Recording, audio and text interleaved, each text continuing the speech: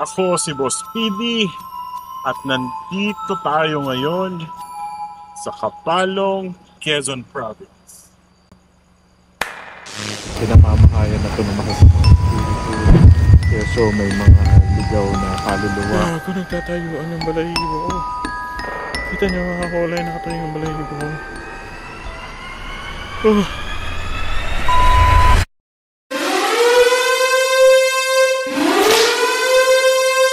Mga kulay, we are going to try to conquer yung fear natin ngayon.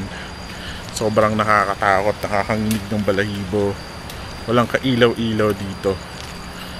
At sobrang tagal na daw na abandonado na tong lugar na to talaga. At wala ka talagang makikita kundi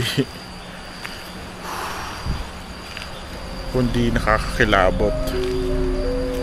Ang daming mga kwentong bayan tungkol dito na keso may namatay o may mga namatay, may mga pinatay, keso pinamamahayan na to ng masasamang espiritu, keso may mga ligaw na kaluluwa, keso may white lady. Pero mas marami talaga, nung nagtanong-tanong kami, mas marami talaga nagsabi na maraming white lady nagpapakita dito, lalo pagka madaling araw. Kaya sinempohan namin mga kakulay na madaling araw magpunta dito. Eto na siya, yung abandonadong mga building nasa likuran na natin. Ito siya mga kakulay, kita nyo ba? Yan, yung nasa likod natin.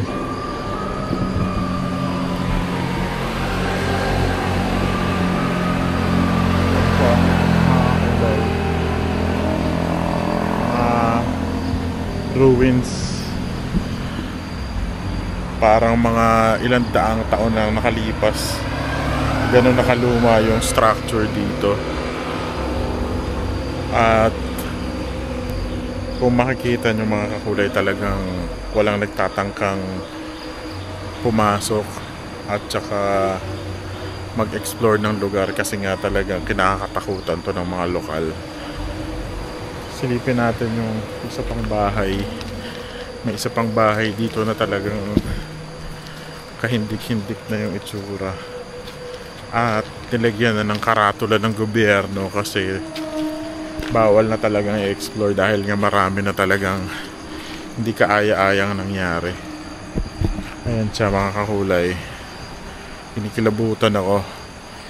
Kung makikita nyo, may mga red ribbons dito na nakasabit.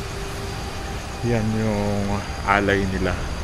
Normally kapag November 1, nagtitirik ng mga kandila dyan at saka nag-aalay. Makikita nyo yung mga ribbons. Ayan, kita nyo ba? Ayan yung mga ribbons, marami yan. Yan yung mga ruins sa likod.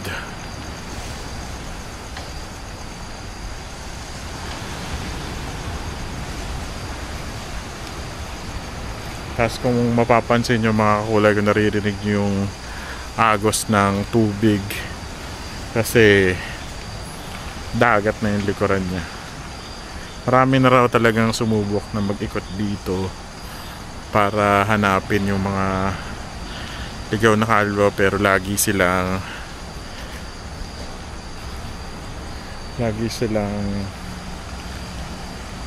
hindi nagiging matagumpay kasi nga sobrang nakakatakot talaga.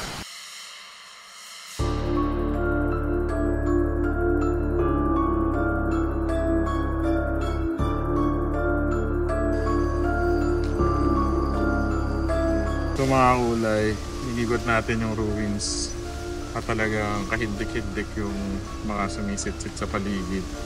May nakausap tayo dito lokal sa Real Quezon. Kakausapin natin siya base sa experience sa mga white lady. Kaya ano bang itsura ng mga white lady nakita nito? Dito po kasi may nakakita po kaming nadaan po para pag gabi po talaga. Kaya pakita po bisan po mahabang buhok na nakaharang po yung kanyang yung kanyang buhok sa mukha po niya. Tapos po hindi ko rin po maitsurahan po ng maayos kasi Talaga po nakakatakot po. Pag makikita po niyo ng ano, minsan po, pag magbibideo kami, nakikita po namin na sa video namin, nakita po namin talaga na ano po siya, nakatakot talaga po yung buhok tapos nakaputi. Kaya po nakakatakot po talaga. Ang experience nyo dito sa real ng mga white lady. Pag ano po, pag dumadaan po kami ito, as in lagi kung minsan po namamatayan po kami. Ang makina. Umuman po ibig sabihin no, kaya po namamatay, may sumasakay na gano'n. Na hindi po... Tapos bigla pong pagdadaan po kami, bigla pong parang ang lamig-lamig ng aming tapos bigla pong nagtatay yung mga balahibo namin. Basta po sa tapat na ito. Para po talagang may napaparamdam dito na white lady. Marami na din po dito na parang madami na rin po naiilang dito dumaan na nagtitis lang po sila na talagang dumaan kasi ito lang po talaga yung tamang yung as in na daan para makapunta sa kanilang pupunta. Mga kulay. Hindi pa rin ako mapakali kasi may sumitsit sa atin. Pero subukan ulit natin pumasok. Kung mapapansin yung mga kulay, may harang na talaga. Mahigpit na pinagbabawal pasukin. Tingnan nyo. Tapos kung makikita nyo talagang inaalaya na nila itong lugar na to.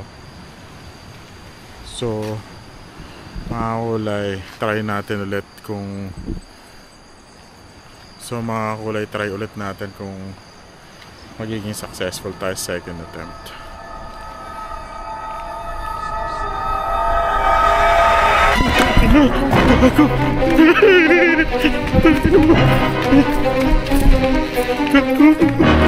Napakalawang beses na may sumit-sit sa amin. Tayo na narinig mo yung pre. Tangina. Parang hindi yata talaga kami napapasok.